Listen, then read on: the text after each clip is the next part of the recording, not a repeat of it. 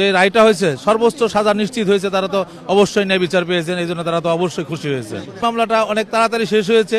এইভাবে আমরা চেষ্টা করব নিম্ন আদালতে অন্তত এইভাবে দ্রুত এই ধরনের জঘন্যতম অপরাধের মামলাগুলো দ্রুত নিষ্পত্তি হবে।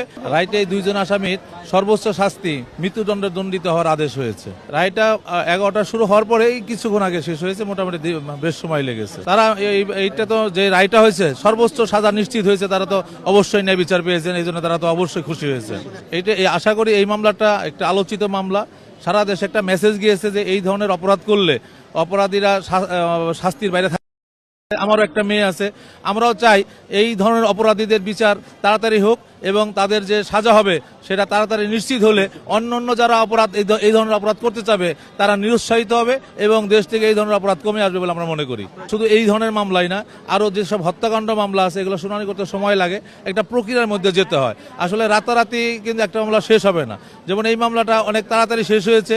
এইভাবে আমরা চেষ্টা করব নিম্ন আদালতে অন্তত এইভাবে দ্রুত এই ধরনের জঘন্যতম অপরাধের মামলাগুলো দ্রুত নিষ্পত্তি হবে এবং আমরা আশা করি হাইকোর্টেও অচিরেই এই সব মামলাগুলো দ্রুত সময়ের মধ্যে নিষ্পত্তি হবে।